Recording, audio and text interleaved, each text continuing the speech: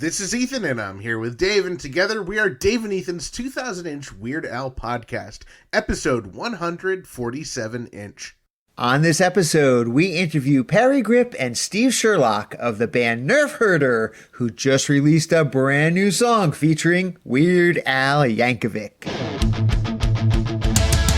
It's Dave and Ethan's 2000-inch Weird Al podcast. It's a podcast about Weird Al. It's Dave and Ethan's 2000-inch Weird Al podcast. Seriously, the whole podcast is about Weird Al. Dave and Ethan's 2000-inch Weird Al podcast. You don't have to listen, but we're glad you are. Dave and Ethan's 2000-inch Weird Al podcast. Welcome back to Dave and Ethan's 2000-inch Weird Al podcast, everybody. Well, thank you very much. I wasn't welcoming you back, Dave. I was welcoming our listeners. Well, what if I happen to listen to the episode? Well, then I'll welcome you then. That's fair enough. All right, well, now that that's all out of the way, it's time for This Week in Weird Al-related news! Yesterday, People magazine shared the first official image of Daniel Radcliffe as Weird Al from the upcoming Weird, the Al Yankovic story movie. Weird Al also shared that same photo as part of his regular posting of photos from the set of the film. This official photo was not the first photo of Daniel to make the rounds, as TMZ and others shared paparazzi shots of Daniel as Weird Al as early as last week. Now, in response to the leaked photos, director and co-writer Eric Appel said, "So happy that people are first seeing Daniel Radcliffe as Weird Al the way I intended them to, in the base camp parking lot, partially costumed and shot with a telephoto lens from across the street." Well, Ethan, now that it's out there, we've actually seen photos of Daniel Radcliffe dressed up as Weird Al Yankovic. What's your thoughts? What are your opinions? I personally think Daniel looks fantastic, and I get that, the paparazzi shots are not ideal, and the official one, has him fully in costume and with the accordion, and it looks great. I'm just so happy. I think it all looks good. I'm just so excited. What about you, Dave? How do you feel? Yeah, I feel the same exact way. As soon as I saw even those paparazzi pictures of Daniel, I was like, oh, he looks great. He looks fabulous. And if anyone has a problem with it, all they have to do is look to Weird Al, who he himself loves the fact that Daniel Radcliffe is playing him in the movie. I trust Weird Al, Eric Appel, and everyone else that was involved in casting Daniel. I know that Daniel is going to knock this out of the park, and personally, I don't think that anyone was really expecting to see a perfect clone of Weird Al. I mean, I certainly wasn't. And I'm also very happy with what I've seen so far of Daniel's portrayal. Oh, totally. And I can't imagine it happens often that the subject of a biopic gets to help choose the actor that's playing them. So, really, it boils down to, if you're not yet on board with Daniel Radcliffe as Weird Al, well, you're just wrong. Now we can only hope that they made the correct choices by casting our parts, Dave and Ethan, with The Rock. We can only hope, Dave. Now, this is so exciting. Multi-Morphic just announced plans to release a pinball machine based on Weird Al. This is exciting. The new pinball game is called Weird Al's Museum of Natural Hilarity and is slated for its P3 pinball platform. So we did some research, and the P3 pinball platform is this modular system that allows you to swap different play fields and different games, and it looks like it's going to be very cool. While no official pricing has been released thus far, similar setups from this company have cost $10,000 or more. More details are expected soon, and the pinball machine is expected to be available in arcades later this year. For more information about Multimorphic and the P3, and to see a really fun teaser video with some graphics from the upcoming game, be sure to check out multimorphic.com. A brand new tour date has been added to the unfortunate return of the ridiculously self-indulgent, ill-advised Vanity Tour. That's right, the newly listed concert will be held at the Iroquois Amphitheater in Louisville, Kentucky on August 27th. If you want to go, you gotta act fast, because tickets go on sale to the general public today, February 23rd at 12 o'clock noon, burrito time. Burrito time, you say? This episode is brought to you in part by vegan burrito restaurant Burrito in Troy, New York, home of the 2-pound double wrapped in a quesadilla burrito, and Wizard Burger in Albany, New York. Come on down to Burrito and Burrito your burrito, or hop on over to Wizard Burger for mouth-watering, loaded, dare I say beefy, vegan burgers. From Troy to Albany to Uranus, Burrito and Wizard Burger feed the hungry with out-of-this-world, plant-based, real food. Always vegan style. Visit burritosquare.com and wizardburger.com to order ahead. Well, golly gee, that sound means we've got a message on the 347 Spatula Hotline, the official hotline of Dave and Ethan's 2000-inch Weird Al podcast. Okay, intern Frank, let's hear this message, and don't you dare screw it up.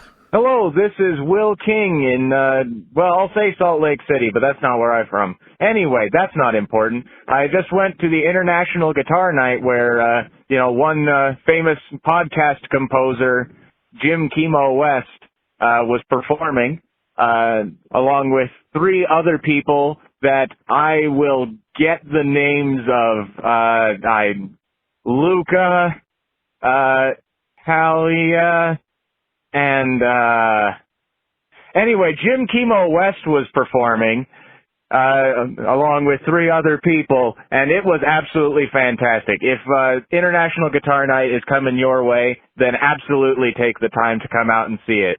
I was like, oh, maybe I will, and then maybe I won't. And yesterday I was like, no, I'm buying a ticket, and I got seat 27 on the front row, and I got to watch the show, and it starts off with individuals. Each person comes out and performs as an individual, as a solo artist. Then they get together in a big, all 4 of them play, and then they have an intermission. And then they come out and play in duos and duets. I guess just duets. They play duets. Anyway, and then they ended again with, all 4 of them playing, and it was just absolutely great. They played tons of styles. They played Vietnamese music. They played, of course, Hawaiian flat key music. They played Indian music. They played lots of Spanish music. They played Italian music. They also played My Bologna, and they played Sweet Child of Mine, which doesn't have a parody of it that I'm aware of. Anyway, they played rock and roll. They played tons of classical and world guitar music. Anyway, I had an absolute blast. It sounds like something that is like, put on your monocle when you go into International Guitar Night, because it's going to be, fuddy-duddies, and it's going to be, we're very serious and all that. But it was an absolute blast. And I didn't know the other 3 people, but I went and got their CDs after because they played absolutely fantastically. Anyway, that is all to say. Look up the tour dates for International Guitar Night, and if it's coming anywhere near you, it's absolutely worth it. I paid $23 for my seat, right there on the front row. I had to crane my neck a little sideways, but it was totally worth it. It was just like a bad check, just like a train wreck, but don't want to stare, but you can't look away, like Sally Jesse. Sorry. Anyway, go if you can. Jim Chemo West is the greatest guitarist of all time. All right, bye. Wow, thank you for that call, Will. And thank you for confirming that International Guitar Night is an absolute blast. It sounds like you had a lot of fun. And we are also glad to hear that you share our sentiments that the Grammy Award-winning Jim Chemo West is indeed the greatest guitar player of all time. And Will, congratulations on getting front row seat number 27. I just wish the tour was a little closer to me, but I guess I'll have to catch the next one. How cool is it that they played My Bologna, or, at least the instrumental version of it? Now I want to go even more, Dave. The tour runs through March 6th, so the time to get your tickets and head to a show is running out. Be sure to go over to internationalguitarnight.com or jimchemowest.com for more information and tour dates. And speaking about My Bologna, we're really excited about this week's interview, so take it away, Ethan. Oh, no, Dave. I insist. You take it away. Ethan and I are absolutely thrilled to welcome two founding members of the band Nerf Herder to our podcast. They recently released the song Born Weird, featuring Weird Al and Dr. Demento. Please welcome Parry Gripp and Steve Sherlock. Hey guys, how are you doing? Wow. What's up, Dave? Hi, Ethan. Thank you for having us on your show. Yeah. Oh my God. I've wanted to talk to you guys for so long personally because I've just been such a big fan of Nerf Herder and Parry, your solo stuff. And so finally we have a Weird Al connection to bring you guys on. We're so happy to be here. It's still mind-blowing that we're doing this. This is unbelievable. It really is. So the new single just came out, Born Weird. Where did this idea come from? Is this autobiographical by any chance? Well, it is autobiographical, as many Nerf Herder songs are.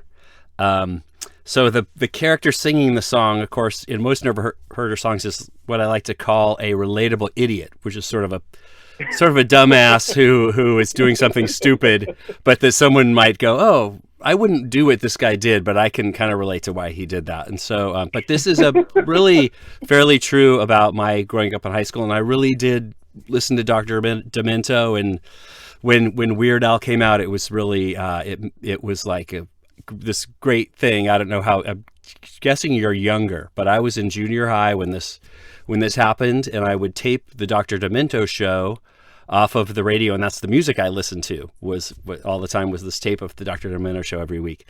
And when Weird Al came out, it was like, wow, this guy is like, I couldn't be Robert Plant or be like, the Freddie Mercury, but I could maybe be this guy who sings these funny songs. So it was really inspiring. I think he was a hero for a lot of us computer room nerd type people at the time. Right.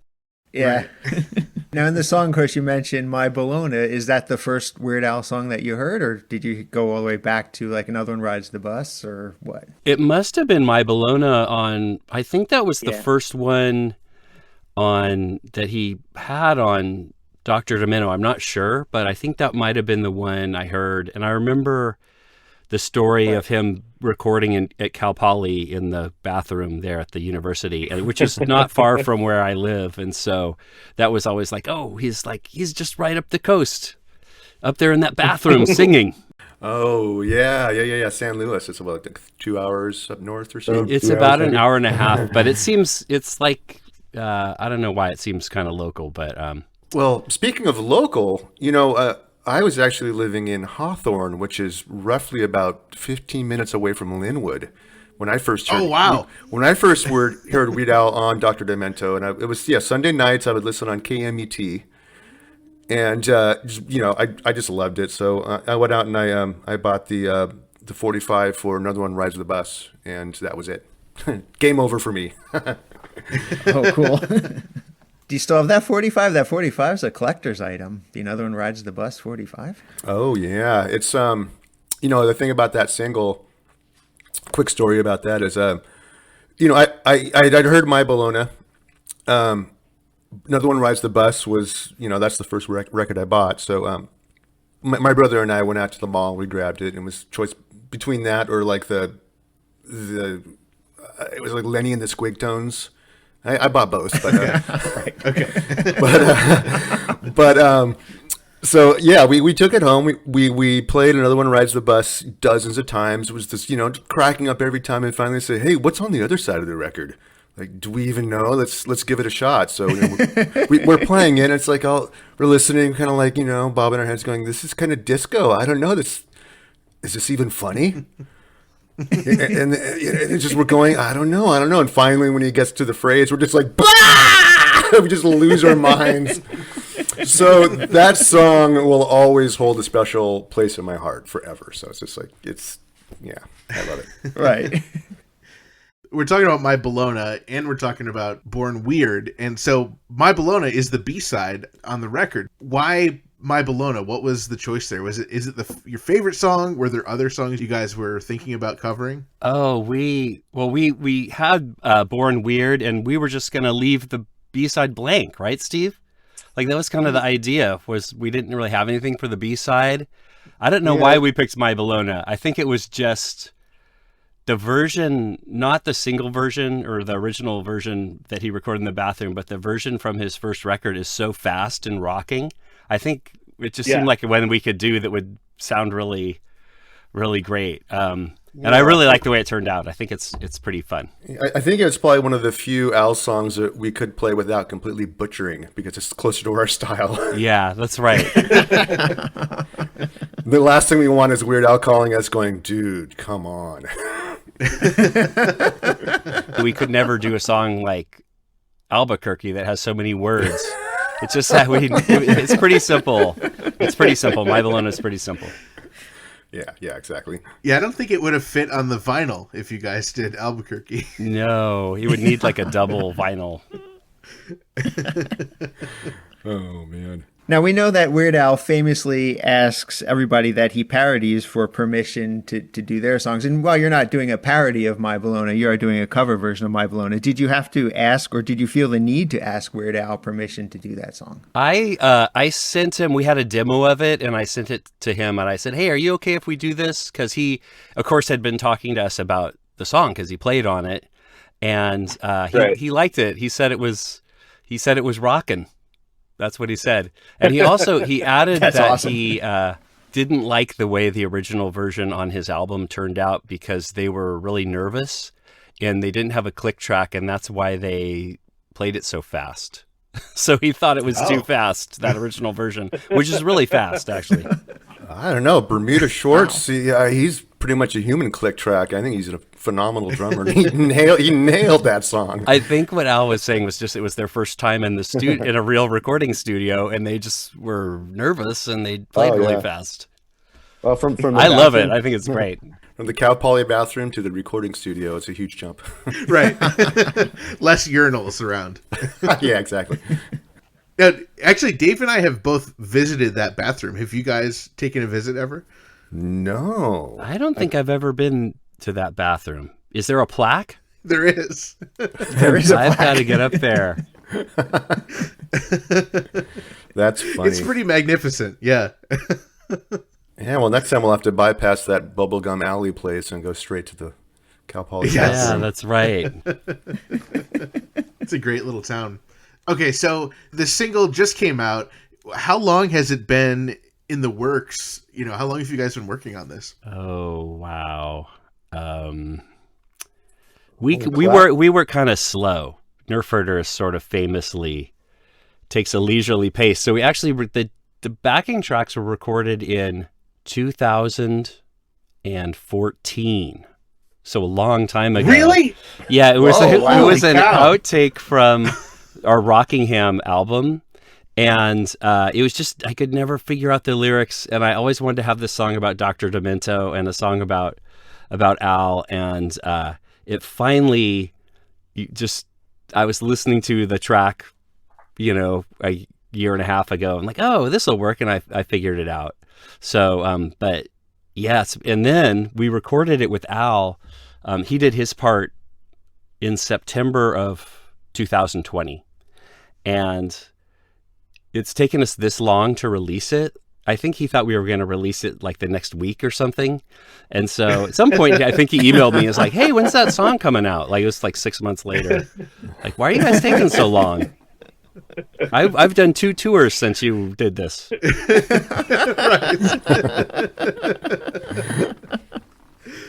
Wow. So how did you approach Al? Was it just when you were writing the lyrics where you're like, oh, Al has to be on this, or did that idea come later? I think that the original idea was to have someone just play accordion because it mentions him and thought, oh, we'll just have it and the magic of the song will make people think it's Al. But then I thought, oh, I guess I could actually ask him. So I just emailed him because I know him a little bit. Like I've worked with him a little bit. So I emailed him and he of course was super nice about it. And you must hear this all the time. He's like the nicest guy in the world. He's so nice, in fact, that you don't want to bug him because you're like, oh, he'll put up with my stupidness, which he did. He'll dare to put up with your stupidness. Yeah, he was dare to put up with his stupidness. But you must hear this all the time. He's like the nicest guy in the world. And he's very like, considerate and kind person. Oh yeah, and every single person we've ever talked to, and every experience we've ever had with Al, it's just he is the nicest person in the world. Yeah. Do you guys hang out with Al? Not as much as we'd like to. We usually have to pay to hang out with him. Me too. Well, Parry had a chance to actually work with Al. That's true. On the outside. Tell us about that, Parry. I love this story. Oh, thank you. Is this your podcast now, Steve? Yes. Sounds like you're interviewing me. I was, I write music, and I was working on a Disney cartoon, and he has done a lot of voices on cartoons and guest spots. And I was like, oh, we gotta get Al on here. This is my dream, right? So, of course, I talked to the people at Disney, and they're, oh yes, we'll talk to him, and they signed him up, and I got to write a song for him to sing. And he was on tour when he was going to record it, so he figured out he had to record it in Tucson, Arizona, sort of at a studio they hired there. And at the same time he was working on the show Milo Murphy's Law, so he would do that the recording for that too at the same time. And I'm like, I'm going to Arizona. I'm going to fly out there, and even if I just sit behind a glass thing and watch him record, I'm not going to miss Al singing my song I wrote. So I flew out there, and we went. It was like some guy's house, like out in some like fancy enclave, Arizona rich person enclave, and he had a studio in his house. I think Al was in like his closet or something recording his vocal, and it was nice. The guy was nice, and it was a beautiful place, but that was it. And I minimally hung out with Al. We showed up in our separate Ubers and left in separate Ubers, and that was it. He did a great job. Is Al aware of Nerf Herder or your solo stuff? I think he must be, because I will now tell the story of my first interaction with Al. Is that it was 2010, and Al was playing at the Chumash Casino right near, like 20 minutes from where I live. And at the time, my wife was in the hospital at USC, which was in LA. And I was sitting in the waiting room, and I tweeted. It was when I would like just tweet the dumbest stuff on Twitter or whatever I could think of. And I tweeted, I was like, I really wish I was seeing Al tonight, and I tagged him in it, and I'd never had any contact with him. But then, like shortly later, I got a direct message from him. It was like, hey, if you ever want to come to a show, just here's my email and contact me, and I'll put you on the guest list. Which like totally blew me away. Like it was crazy. Wow. And I think he was aware of me, maybe because I had these kind of viral YouTube videos that were sort of popular at the time. So he must have just been like, oh, hamster on a piano guy, I want him backstage.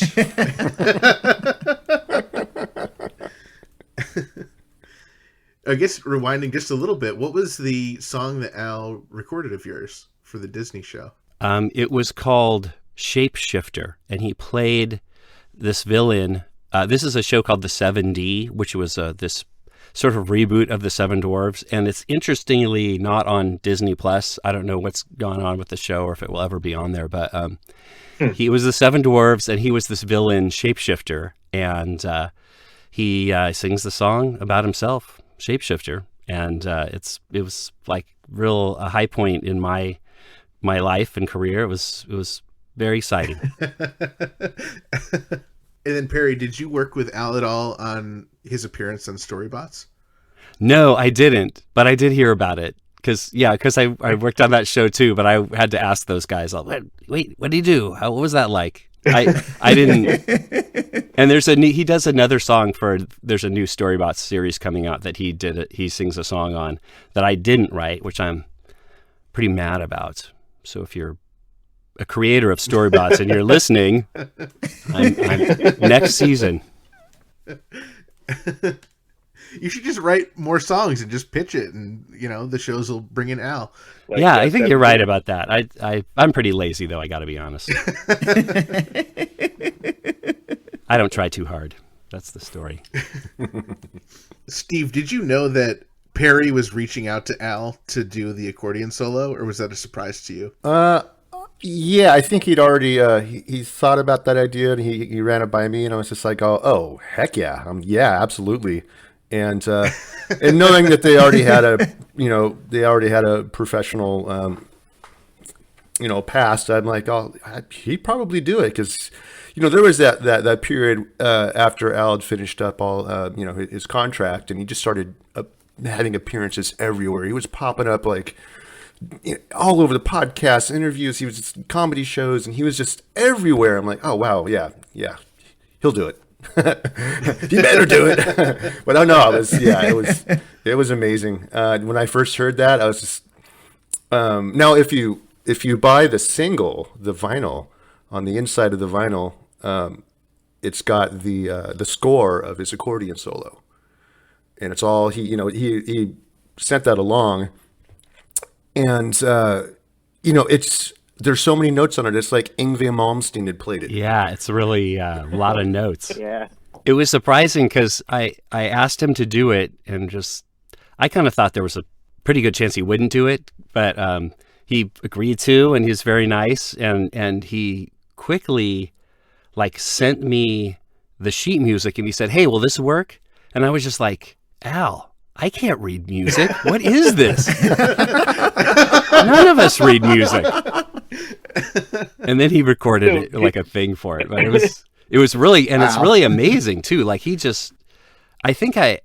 asked him, I think I said, "Hey Al, could you shred some accordion on this song?" And I didn't think he would actually shred, but he shredded. It's just his playing. He's an amazing musician, as you know. A lot of people don't know that. They don't realize what an accomplished guy he is. But it was just, I was blown away when I heard it. It was so great. Yeah, I'm taking a look at the sheet music that's included in the vinyl right now, and it's incredible. I mean, I have no idea how to read this either, so I wouldn't know what to do, but it's very detailed. It looks very complicated. Yeah, it's a lot of marks, a lot of dots there.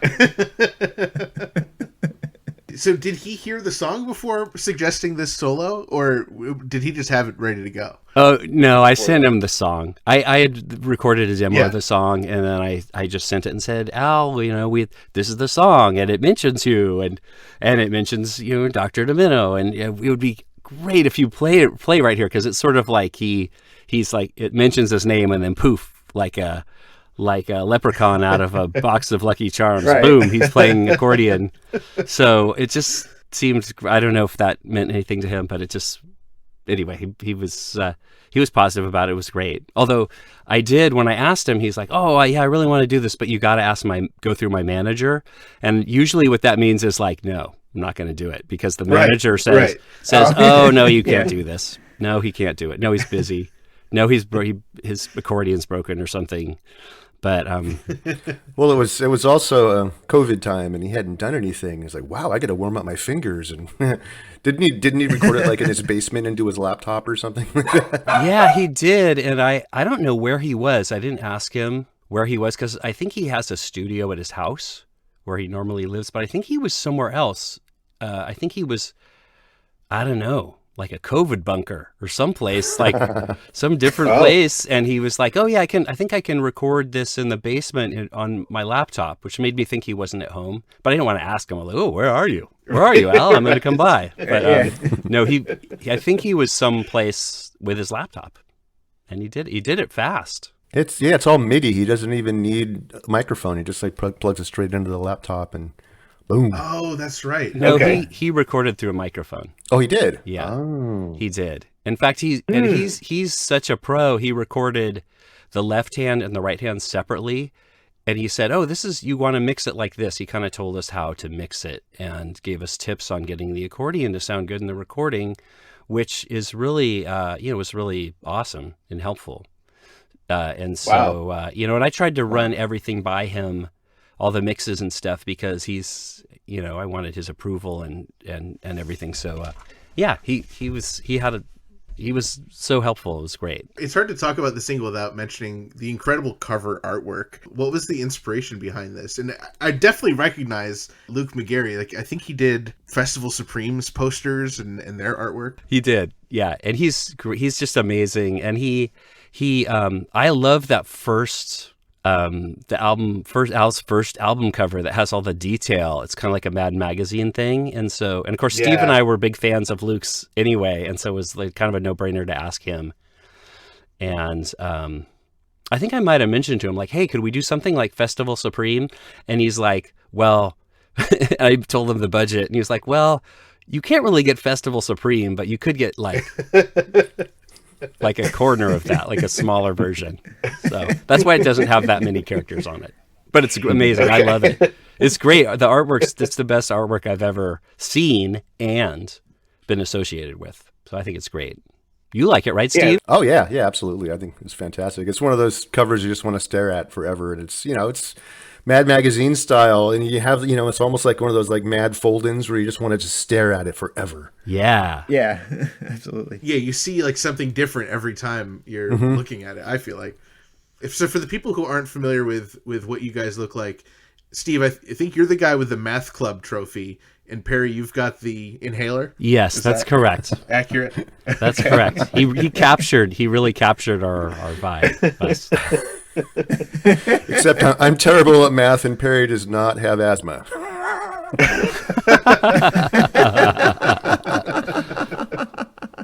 Well, I love that Al has his classic checkerboard Vans on, and we haven't really even talked about Dr. Demento. So was he brought on the project before or after Al was on the project? I think he was definitely brought on after. Because I didn't know him at all, and Steve, did you ever meet him or talk to him or anything like that? No, not Dr. D. I had never met him before.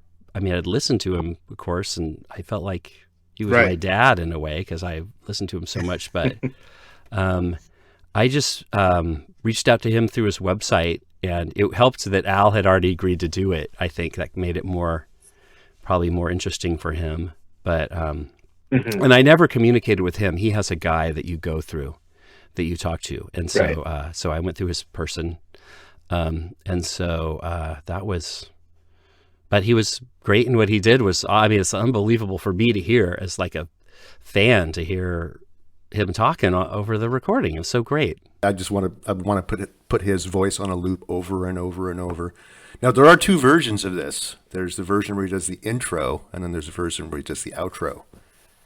Oh, really? Yes. How do we get the separate version? The other version is the streaming online version where he does the intro. Like you're listening to the radio and his voice comes on and, oh, yeah, here comes Nerf Herder. I think he does like a woo, woo, woo alert sound or something. See, as collectors, Dave and I, we need a physical release of the intro version as well. Oh, man. Oh. Interesting. I suppose that could have been the B-side. Yeah, that could have been, huh? But I think My Bologna turned out so good. That should actually be the A-side, because My Bologna is really, that's a great song. That was really fun to record. And, yeah, I think there's a good chance we'll be playing that song live. It's fast, but we could pull it off. Awesome. You might want to slow it down. When it comes to Dr. Demento's part, is that something Dr. Demento came up with himself, or did you give him or I guess his people direction on what you wanted him to say there? I gave some direction, but he did a few different versions. I think he didn't stick exactly to the direction, but I think I had said like, oh, say something like this, or this is like the kind of thing you say that. Like I really just wanted him to sound like him. So, and he did. Oh yeah. Right. He sounds just like him. And then going back to the Weird Al solo, the accordion solo, when you heard the original demo that Weird Al sent you, did you have any suggestions or changes, or did you just use what Weird Al sent you? I had no changes for him because what he did was just perfect, and I didn't change it. No, it was better than what I imagined, because I don't know, you ask people to do stuff and then they come back and it's way better, and that's what he did. It was amazing. Still, I can't believe it.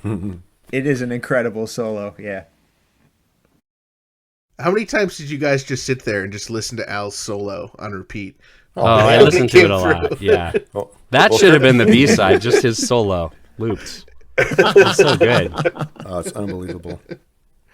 That's so awesome. Well, it sounds like you guys have a second single there. You can do the full version with the introduction to Born Weird of Dr. Demento, and then put Weird Al's accordion solo on the B-side.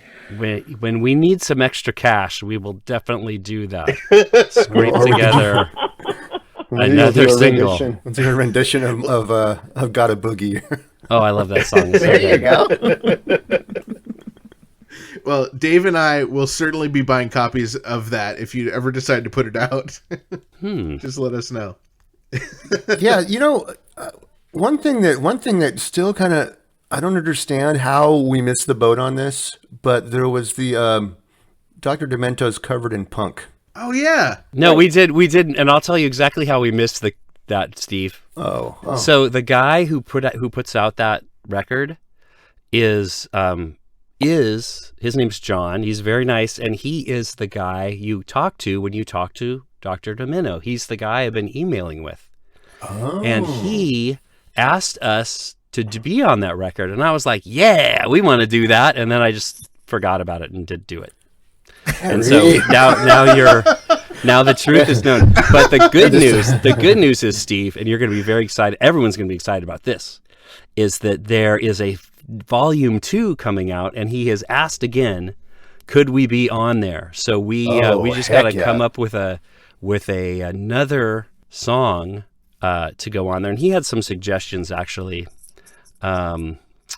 But anyway, Steve, that's the full story. I probably wouldn't normally share that on a podcast. I'd tell you personally. This is the point of our career where Nerf Herder breaks up. Yes. What other things have you not been telling me, Parry? Well, that's okay. Live on that's Dave and fantastic. Ethan's. Well, let's decide right now what song we're going to do. Okay, it's for me, it's a toss up between Existential Blues and Coming to Take Me Away. Oh, those are both excellent. I think Existential Blues is really hard. Yeah, it's a difficult one. They're Coming to Take Me Away. Puppies. Yeah, that would be good. But aren't the comedy musicians doing punk songs and the punk musicians doing comedy songs? So you guys have to pick a punk song. Oh, wow. Well, we sort of crossed the line there a little bit, but yeah, we should pick a punk song. Let's do our own song. Oh yeah. I've always wanted to re-record our first album, so. Let me see. Oh, he sent me an email of song ideas, so you guys talk amongst yourselves while I dig that up. Okay, sounds great.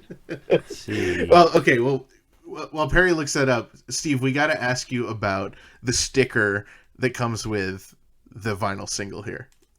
The sticker, the stinky sticker. Well, this came up.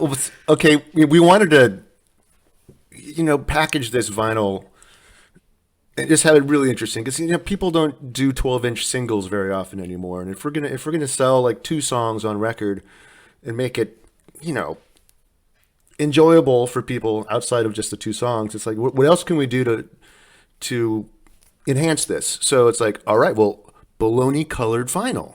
Or Bologna, sorry. And yes. So we were brainstorming with our pressing plant on what kind of color combinations would work, and we got just straight up pink, and we talked about doing a picture disc and actually taking a photo of some Bologna. That wasn't going to work. I don't think that would translate so well. So we did the pink with the little mustard splatters in there. I'm like, oh, this is great. Now Parry said, "Now, is there a way to make the vinyl smell like Bologna?" And I'm like, Wow. It's like, well, we could do a scratch and sniff sticker for the label. It's like, then we thought maybe the oils in there would kind of affect the vinyl. Maybe that would be a bad idea. And so ultimately, Parry came up with the idea to just include a scratch and sniff sticker. And it smells so bad. It's terrible. How do you get Bologna smelling stickers? Is that an option at the sticker place or? Oh, this is it. Well, here's the sad truth: is they didn't have Bologna; they only had hot dog scent, and so that's what it technically is. Hot dog scent, and in reality, it doesn't smell like either Bologna or hot dogs. It just kind of smells bad. But you use your imagination, right? When you see the Bologna picture, you're like, "Oh, that must be the smell of what it smells like." I love that they had hot dog though. Oh yeah. Who else is using hot dog as their sticker? I'll send you the link for this place. You guys probably should get some stickers that are scented like I think they have pizza. Absolutely. Other stuff. Okay, I found the list. Yeah, You guys ready? definitely have to. You ready to hear these songs? Yes. Oh yeah, let's go for it. So at first he recommends doing a cover of Yub Nub, the Star Wars Ewok Celebration, which I had already done. So he thought maybe we could do a Nerf Herder version, which would be funny. And then he says, "I Want to Be a Lifeguard" by Blotto. Do you guys know this song? Yeah, that's great. That's I Want to Be a one. Lifeguard by Blotto. This is a great song. Disco Duck by Rick Dees. Okay, yeah. That's a good one. I had that 45 as a kid as well. Oh, classic. I had to look up this next one. It's called My Name Is Not Merv Griffin. Do you guys know this song? Huh. No, I don't. My Name Is Not Merv I'm not Griffin. familiar It's with that. actually, it's pretty funny. It's just about what it sounds like. You got to Google that. And then the next one is I Want to Kiss Her by Tim Cavanaugh. I don't know if you guys know this song. It's like a country song, and it's funny. I want to kiss her, but is what it says, and then it goes on like that. But it's a funny song. I Want to Kiss Her. Look it up. And then a song called Let's All Get Demented by Ivor Biggin, which I didn't know. But that's also another demented song. But I don't know if we just got to go through all those songs and figure out when to do, Steve. That's tough. I guess it depends on what was done on Volume 1 as well. Yeah, we got to look at that. Star Trekkin', was that on Volume 1? Oh yeah, Star Trekkin'. That would be a fun one. Does this count as a band meeting? Like, are Dave and I Yeah. now? What do you guys think? Are we allowed to vote? Do you guys play bass and guitar? I mean, I'm just kidding. No. Let's see. Well, do you have any? I'm sorry, Steve and I are just talking. We can talk about this in private. Yeah, we actually don't have band meetings often enough. Do you have any? I mean, let's talk more about Al. It's an Al podcast. Oh, so hey, we're going to see him on the Vanity Tour in our hometown of Santa Barbara, and we got an entire row of friends and family. Yeah, we have We great got seats. an entire row. We're gonna party. That's so Gonna be cool. awesome. We're very excited. Yeah, I'm excited for this tour because it's going to be, mostly originals from what I understand, and it's going to be different every single show. There's going to be a different set list every single show. Yeah, we missed the last time he did that tour. We had to go, I think, back east for a wedding or something like that. Curse you, sister-in-law. but so we're grateful he's doing this again. This is amazing. That's going to be awesome. And Dave and I are going to be at that show too, so we'll have to say hi. Oh, really? Awesome. You're going to be at the one in Santa Barbara? Aren't you guys in New York? We are. We're nuts. We're flying out to see a whole bunch of shows. I don't know what our count's up to. Somewhere around 30 shows each or something like that. Wow. You're gonna follow him like a Fish concert or the Grateful Dead or something like Yeah. that. Pretty much. And actually, for the Santa Barbara show, we have box seats, like Statler and Waldorf off on the side. Yeah. Wow. That's cool. Those are great. That is so. It's a neat theater. It's a really neat theater. You'll love that. That is great. Cool. Awesome. Yeah, we'll have to hang Cannot out. wait. Yeah, we'll meet you guys in person. Yeah. Yeah, we'll have you Absolutely. autograph our copies of Born Weird. Oh my gosh. So I think I mentioned that I've been a big fan of you guys for a long time. As I was doing some research for the interview, I realized that your newest album came out 6 years ago, and it feels like it was only 2 years ago for some reason. It blows me away that it's been 6 years since Rockingham came out. That is true. I feel the same way. I'm like, that's our new album. It just came out. Oh, yeah. I think it still says 6 years ago. new album out on Facebook or something like that. It's Yeah. It is the time newest goes by one. way too fast. Well, this'll make you feel old, Steve, is that we started playing together in 1994. That's almost 30 years ago. I mean, it's 28, but 30 years coming up. That is some old time stuff. Wow. Oh my Depending gosh. on the date, it could be 27 years ago. Yeah, I can't remember the date. Concert. Yeah, we can't remember that. That was too long Oh, ago. man. They didn't That have a was- calendar that back was- then. That was Kurt Cobain's lifetime, and Janis Joplin and Jimi Hendrix. Oh, man. 27 years. Yeah. That's crazy. That's wild. We're going down a dark path now. Maybe you guys can clear up a rumor, but Dave and I, we heard a rumor that you guys opened for Weezer. Is that true?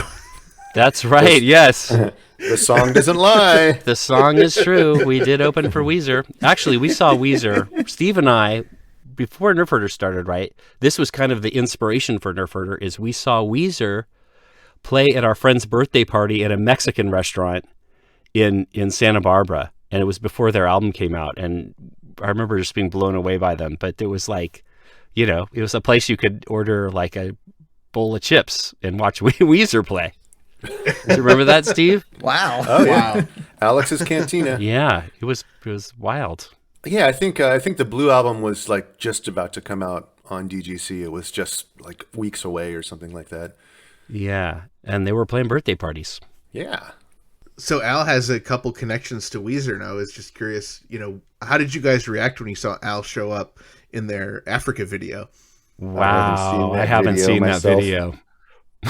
Oh, wow. Oh no! Wait, we're now getting kicked off of the podcast. We will never open for Weezer again. Yes.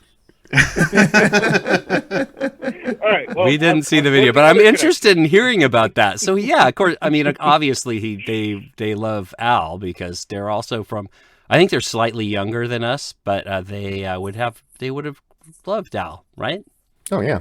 I think so. What's another point out, connection? On Al's album Bad Hair Day, he has the polka, alternative polka, and originally Weezer's song Buddy Holly was going to be in that song, and they ended up, I don't know if it was them or their management, ended up denying it, and they had to cut it out of the song. Oh, that's lame. Oh man. I'm glad I didn't watch that Africa video. Put that back in the song, Weezer. Allow it to happen. Because that recording, it probably exists somewhere. There's probably a recording of that somewhere. Al put out the snippet. It does exist. It is out there. Yeah, you can go back on Weird Al's Twitter and you can find it. I believe he posted it on Twitter. I'm going to let this Yeah, be. I think so. Why wouldn't they let him do it? That just seems crazy. Right? Baffling. I know. That was the record All right, company. That wasn't Weezer. I know those guys kind of a little bit, but they wouldn't have done that. They would have been happy. I would be if Al wanted to polka-fy one of my songs. Yeah, and those polkas they're so good. I mean, they're awesome. Yeah. I gotta talk about my 10-year-old. My daughter, she's a massive Al fan, and she listens to two things when she goes to bed now. Sorry, Parry. It used to be Parry Gripp, but she now listens to Weird Al and the soundtrack to Hamilton. And then when Al did the Hamilton polka, it was just like mind blowing. She's like, she's the best of both worlds. My two favorite things in the world are. So that's a huge hit in our house. Oh, that reminds me of me as a child when Al did the Pokemon song, because I was a 10-year-old kid obsessed with Weird Al and obsessed with Pokemon. Pokemon. That's incredible. Has your daughter gotten to see Al perform live yet? Yes. Yeah, we've gone a couple times, that's and great. And she's met him. coming along. Yeah, actually, wow. the first time I met Al was my wife Dana and I went to LA to Al's book signing for, I think it was his second book, My New Teacher and Me. And we waited in line. And well, my wife is like, she's been a long diehard fan, like long before I met her. And she's like, we're going to this book signing. Elsie's got to meet Al. So we stood in line and we met him. And he signed the book and he held Elsie, who probably at the time was probably like 3, and she just started crying. and we got a photo, and he's like, "Here, take your child back." And so we posed for a photo together, and I kind of whisper like while we're taking the photo, like, "So hey Al, I'm in a band called Nerf Herder." And he turns to me and he goes, "Whoa, it's nice to meet you. Wow, this is so cool. And can we open for you someday?" "Yes." I'm like, is he pulling my leg? Does he really know who we are? I don't know. But it was still the nicest interaction ever. And I'll never forget that. And it was amazing. And Oh, that's Yeah. so cool. What a great concert that would be. Yeah. Oh, wow. That would be fun. I don't know, though. If he would have us along, We would look like clowns. We'd steal the show. I don't No, there's so. We would look dumb. Yeah. And then the second time we met him was he was doing a comedy bit over at the Nerd Melt in Hollywood for Jonah Ray and Kumail Nanjiani's comedy show. And Al showed up he did Dare to Be Stupid with a little orchestra quartet or something like that, and he was like in a dress like Pavarotti, and you know the one I'm talking about, or have you seen that clip? Yeah. Oh yeah, You guys were there. Yeah, we were there. We got to see Yeah. that. And so we met him afterwards, and he came out to talk to fans, and we ran up. I'm like, Al, you don't remember me? I met you at your book signing, but hey, this is Parry Gripp, and he's like, Parry Gripp, can I get a selfie with you? And I was just like, Parry, you're the man. Al's asking you for a selfie. Oh man, he really knows how to. He really knows how to deal with like weirdos. I mean, I think that photo is actually up on our Instagram account. That was fun. that was super. That's fun. awesome. Really fun night. Yeah, and speaking of your Instagram account, you got some fun pictures up there where you guys got a Weird Al Chia, and you posted the progress as it was growing.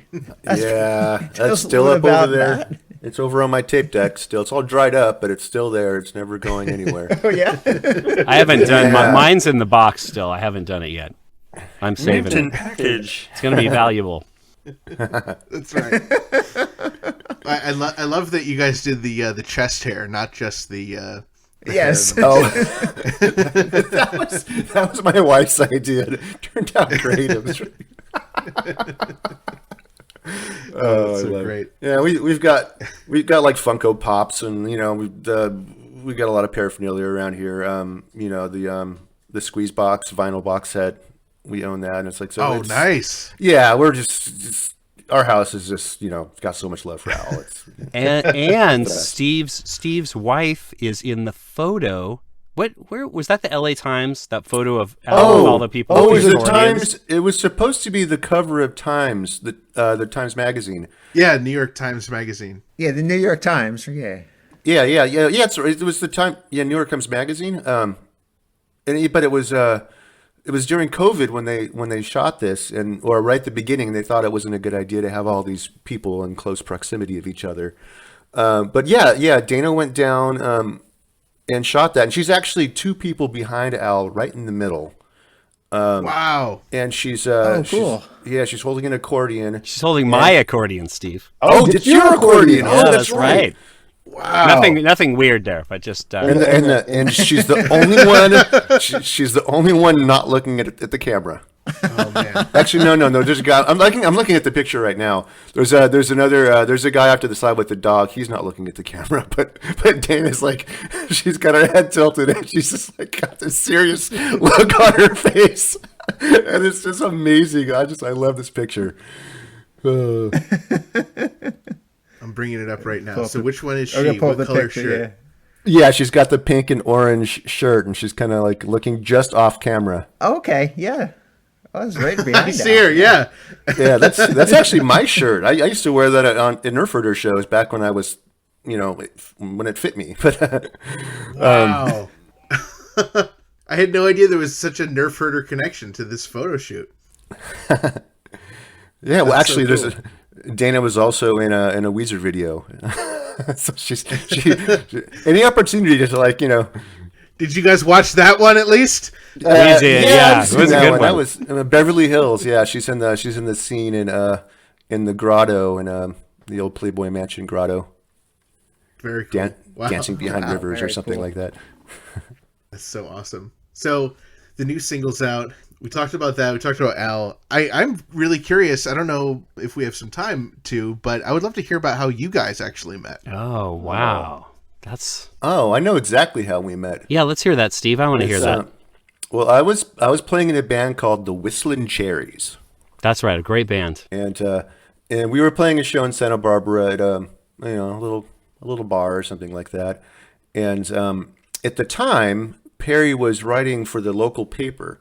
That's right. I was a journalist. For the music column, it was called Positively State Street, and Parry's pen name was Andrew Broomhead. That's right. And so every Thursday, the Independent would come out and be like, "Oh, Andrew Broomhead, is he going to write about my band?" Nope. Hey,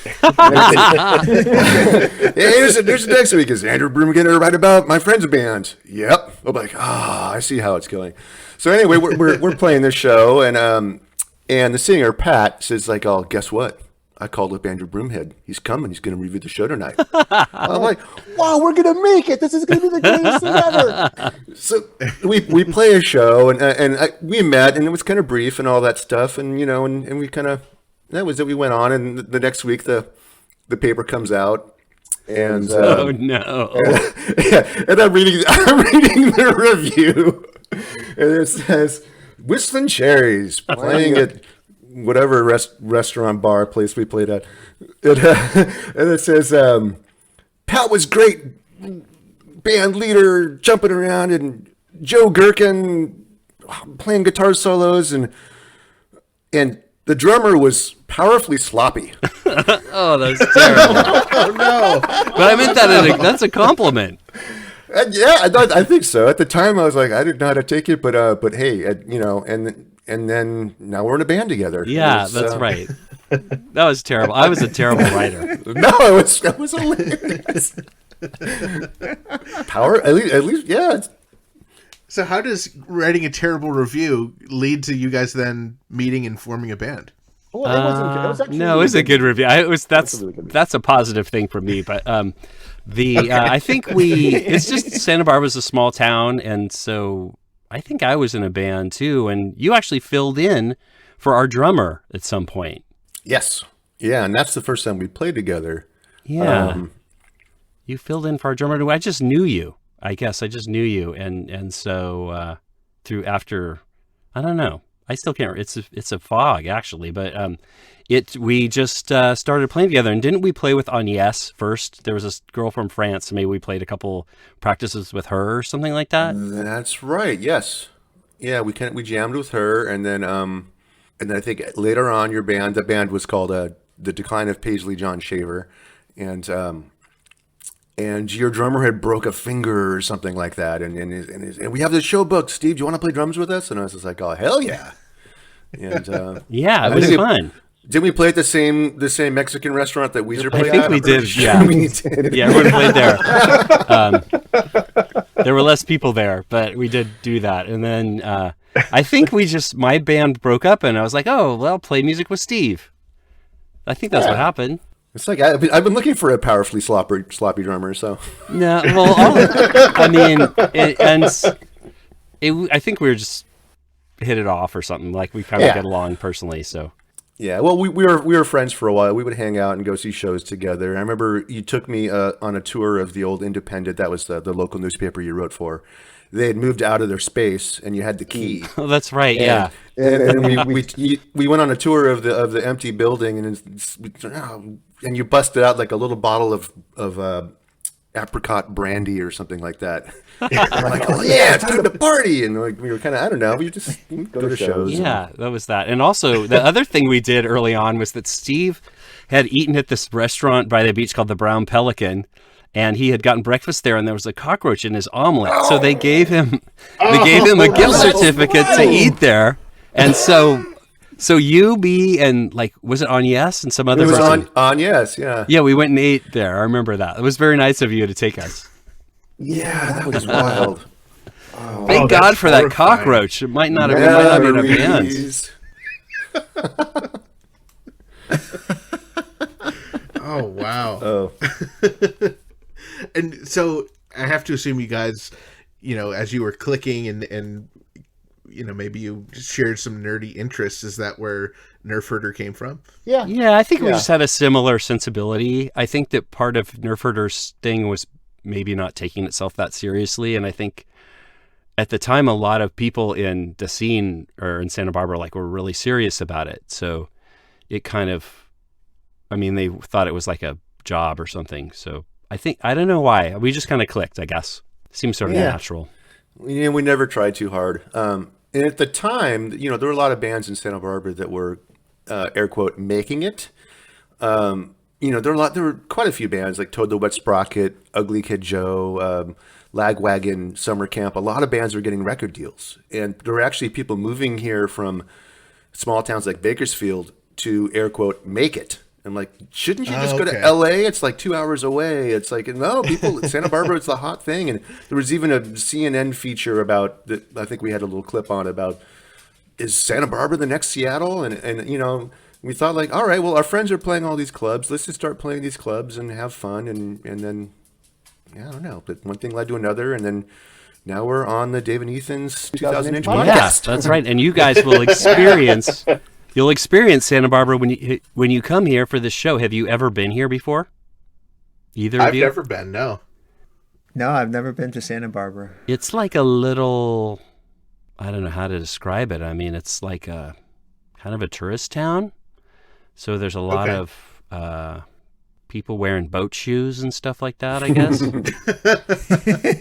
it's a sleepy little town for sure. But yeah. Yeah. Is there still a chance that Dave and I will make it once we get there? Yeah. Well, I think you've made it already, but okay. You've had Nerf Herder on your podcast. I mean, I don't know what else. True. I don't know where else you could go. True. Time to retire. But yeah, no, people. No, it's a weird place to go to make it for sure. There's no. The music scene here, as far as we know, we're old and jaded now, but as far as we know, there's no music scene. There's like maybe 2 venues to play at, and yeah, there's not much going on here. Plus, we don't go anywhere. Yeah. Yeah. So I guess is Born Weird, is that the first of more to come? Can we expect a sequel to Rockingham or another full album anytime soon? I think so. Parry has exited the chat. that GIF meme of Homer like sinking into the bushes. Every time we talk about finishing our record, that's like what happens. We've actually recorded we've recorded like a full album worth of backing tracks, and I just have to like get them dialed in with lyrics and stuff. So it's like it's just sitting right there. Could be done in a week or 100 years. I mean, Parry, at one point, weren't you putting out like a song a week? I still do, and I do that now. But that's of course you do. Okay, that's of course a distraction from finishing the Nerf Herder record. Yeah, you got to check it out. This new one's coming out this week. It's going to be Wiener Dog Castle. Is what it's called. Wiener Dog Castle? Oh, wow. Yeah, check it out. Oh, man. Oh. Yeah. That's why the Nerf Herder record's not ready. Wiener Dog Castle. Oh, that'll be worth it. Now, I haven't dug too deep recently, but Parry, is there a way to just get every song you've ever recorded all in one download or something? I don't know. And I can't imagine anyone wanting to do that, but it's... and there's a lot of stuff. I want to do that. I've kind of been eliminating stuff because when I started doing these songs, it was sort of more for adults. And now, like, I think my average listener's age is 3 years old. So I got to eliminate some stuff. Well, maybe more like 8 years old, but something like that. So so some of those songs are gone, but no, I don't know how you'd get that. I don't know. I think it's all online. I have no idea. I just remember being in high school and having to individually download each track and it taking hours and always wanting a way to just get them all. That was old school. Wow, you really did. That's interesting. Yeah, no, that would take a long time. Yeah. Yeah. That was cruel of me. I shouldn't have done that. Well, if you decide to put it out, if you decide to put out a sequel to Born Weird with the intro first and Weird Al's solo on the B-side, and then all of your work, Parry, we'll buy it. Got it. I'm making a note of that. 2 buyers. This is my keyboard typing in notes. I like the idea of doing singles. So we should just keep doing singles. I like doing singles. Fun. We should do that. We've got some other songs I think are good. They're pretty good. They're okay. And I think we can finish them soon. There's one about Steve's mom called Cat Lady.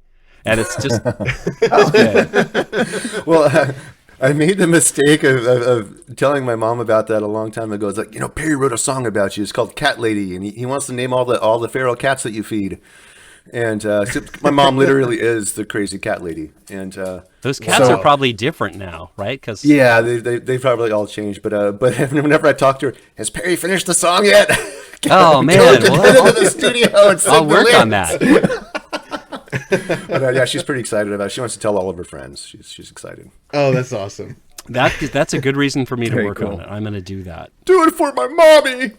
Do you think Socks 2 is still around? I don't know. Socks too? Electric Boogaloo? Wasn't one of the cats named Socks Yes, 2? Socks. There's Socks and Socks 2, and there's Gray Boy, and there's I forget. She texts it to me all the time, but I can't remember. There's a long list of cats. Oh, that's good. She wakes up at 4:30 a.m. to go feed these cats. She's dedicated. Oh my goodness. Yeah. Oh, very nice. Wow. Do you think Al has a pet? I've never heard about this. Oh, he's got a dog. Yeah, I've seen him post pictures Yep. on Instagram. I think he's got a dog. What kind of dog is it? It's like it's a little furry looking cutie. Yeah, like a dog. A furry looking dog. Furry looking. Kind of a small, Specific? fuzzy. Yeah.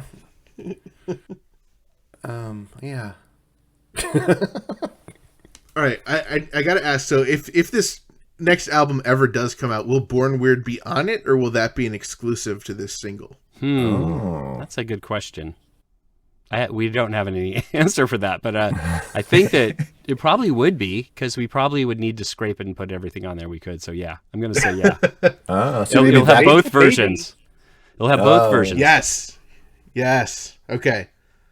And the Weird Al solo.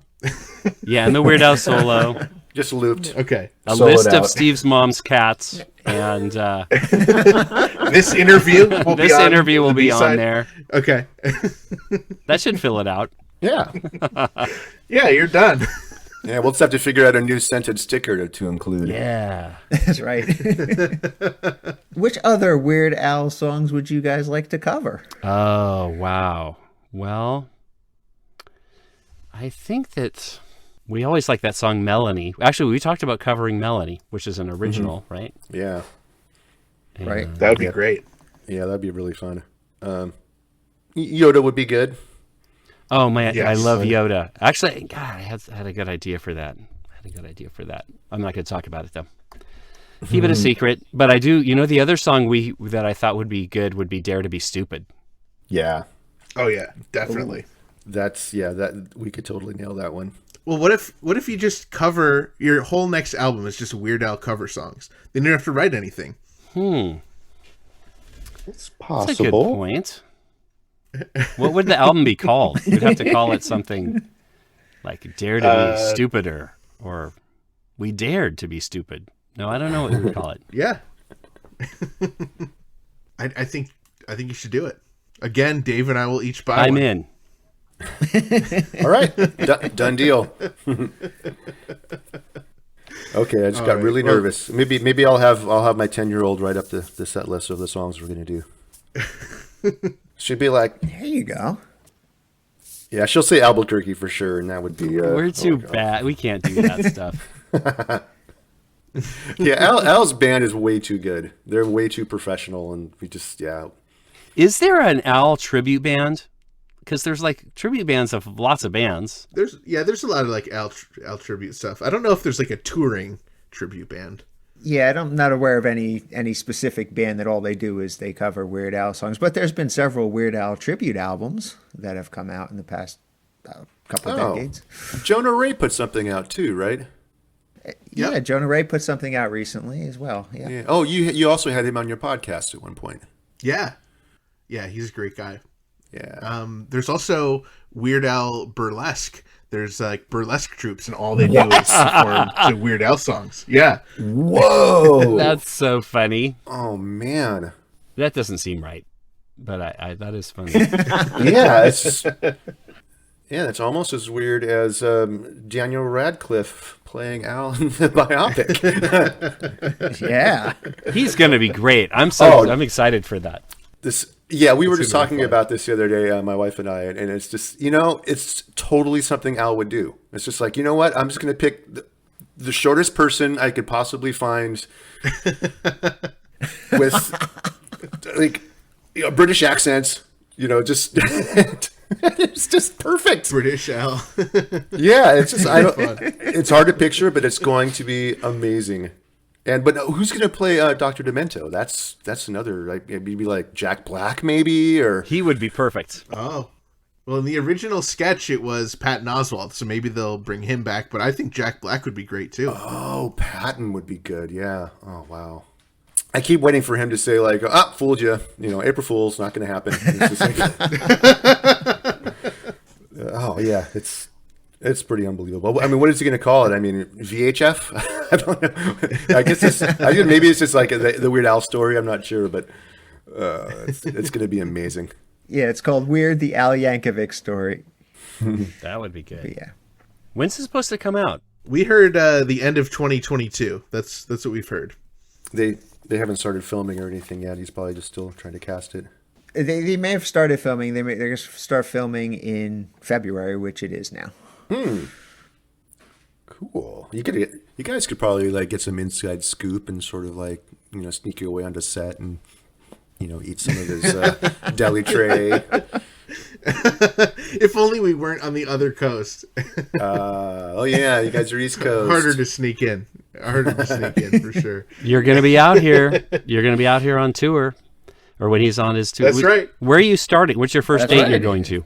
We're hitting the first date Where is that? in Poughkeepsie, New York, which I believe you guys played not too long ago. Poughkeepsie. Oh yeah, Poughkeepsie. That's a place. Yeah, I liked it. Yeah, it was neat. Yeah. I like that place. We had a great restaurant there. Remember that, Steve? Oh yeah. It was like a fancy restaurant. It had a date for a name. It was like 1873 or something like that. Huh. It was good. Poughkeepsie. You should try it Yeah. when you go there. Go eat it. Just Yeah. look for a number and eat it, whatever that is. So we don't Right. when it comes to touring and shows, it's like most thing we talk about, is food, and it's like, what are we gonna get for dinner after the show? And it's like, we'll actually just leave the stage and be like, all right, dinner time. Like, sorry, show's over, and we'll just disappear. And Yeah, we eat a lot. Actually, when we practice or we rehearse or recording at a studio, it's like half of the time we're just eating. We just like, where's that? We can only record at a place that's near a place we want to eat. sometimes we'll actually bring food on stage. Like when we played in St. Louis, they're known for this weird cracker thin pizza that some of the locals really can't stand. It's called Emo's Pizza, right? Emo's, yeah.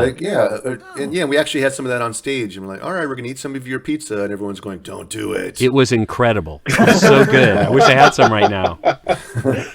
Emo's Pizza. If you are ever in St. Louis, don't get St. Louis barbecue. That's passé. Emo's Pizza is so good. Oh, that's great. I'm now hungry. we will- Are we done with our interview? It's time for me to eat. Yes, actually, we're done. You guys are awesome. Thank you so much for joining us. We're so excited for people. They can now buy the single Born Weird. They can head over to nerfherder.com. They can get the 12-inch vinyl with the scratch and sniff sticker, the Bologna vinyl color, and we can of course follow you guys Instagram and Twitter. NerfHerder_band and Nerf Rock on Facebook. Thank you guys so much for joining us today. Thanks for having us. Thanks This for was having really us. So fun. much fun. Yeah, we love talking about Al with people that like talking about Al. Yeah. Let's do it again. Yeah, let's do it again. Let's do it again. We'll get Al to play Yeah, on another sure, song anytime. and we'll do it again. Ooh, maybe in Santa Barbara when he plays, we can get a little photo op together. Yeah. Al, That'd be are awesome. You listening, Al, Al? are you listening? He doesn't want to do that. All right, thanks so much, guys. Yeah, That was thank awesome. you. Well, thank you so much to Parry Gripp and Steve Sherlock for joining us on the podcast this episode. Be sure to head on over to nerfherder.com to grab your copies of Born Weird while they last. There were only 500 made, so act fast.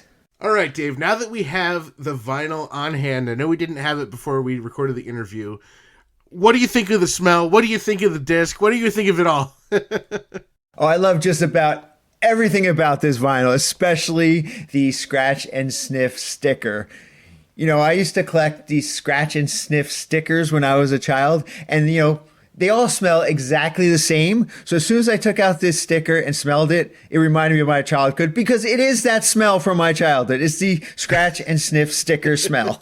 Wait, all your stickers as a kid smelled like bologna? Well, they all smelled. They all were supposed to smell like something, but they all smelled like this. I don't know if this really smells like bologna. It just smells like scratch and sniff sticker. Well, I, for one, when I opened the box, I immediately smelled hot dogs. Like, I don't know what bologna smells like. I don't think I've had bologna in a very long time, but as soon as I smelled it, it just smelled like hot dog water, like being at a 7-Eleven or something. Yeah, I think it's great. I love so much that they included that lyric sheet with Al's accordion solo on it, and it's so cool. So I love it. Go grab that if you don't have it yet. And Dave, they also released their lyric video on YouTube, which is pretty stinking majestic. Yeah, you know, when I heard there was going to be a lyric video, I was thinking just, okay, a video with lyrics up on screen. But this is like a really animated, cool video. It's got little animations all over it, different people playing different instruments and stuff. It's pretty cool. Yeah, I love how fast Al is playing the accordion in the video. And my absolute favorite part is that the keyboardist in Nerf Herder is just playing the keyboard with one finger, one note the entire time. Oh, it's so great. Well, after the interview, Steve messaged us to say that you may be able to hear his pet rescue pigeon, Arthur Dent, a.k.a. Arthur, King of the Pigeons, in the background of the interview. So listen closely and let us know if you heard Arthur Dent, a.k.a. Arthur, King of the Pigeons. This episode is brought to you in part by Discover Darwin, promoting tourism in Darwin, Minnesota. Not only is historic Darwin, Minnesota, beautiful, it's also recreational.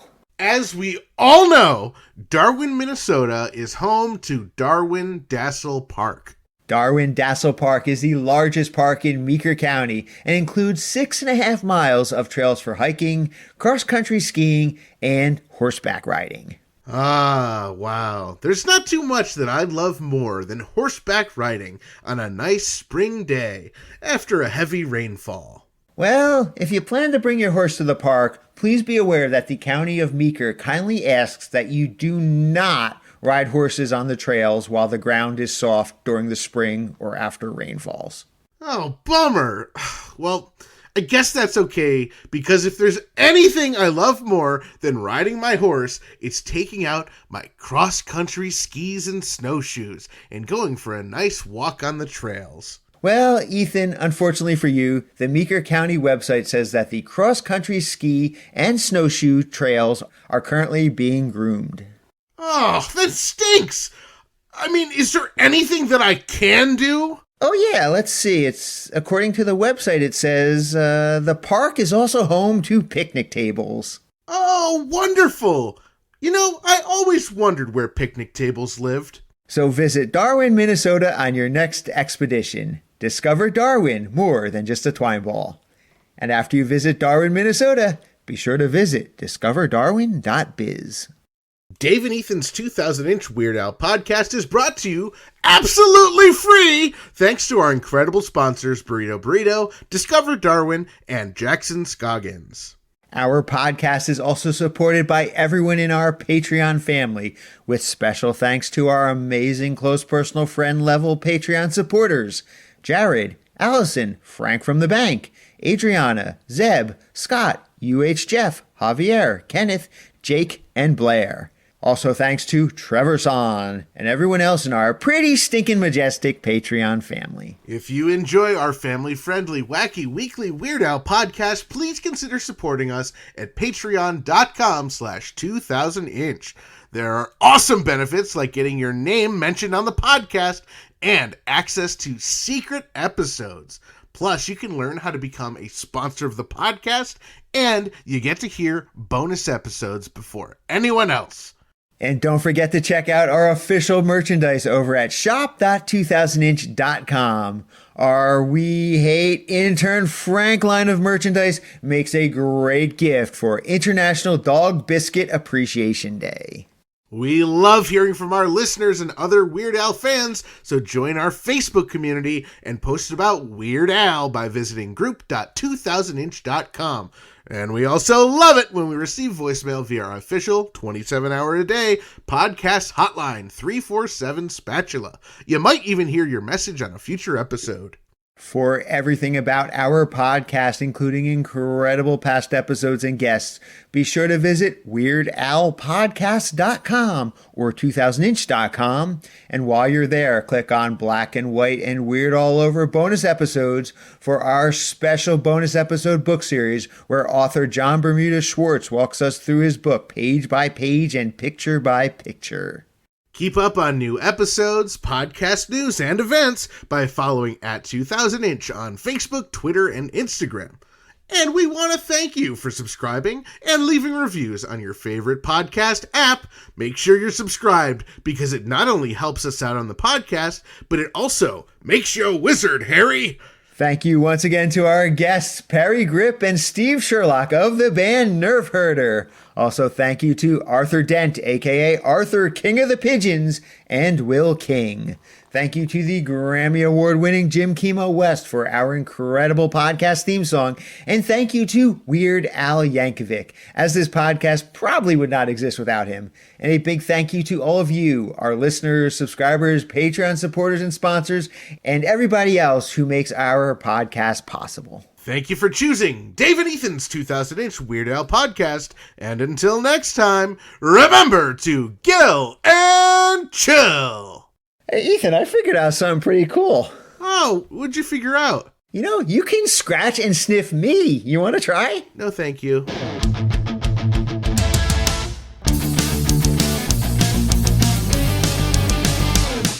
That was Dave and Ethan's 2000-inch Weird Al podcast, episode 147-inch. The podcast that may or may not smell like hot dogs.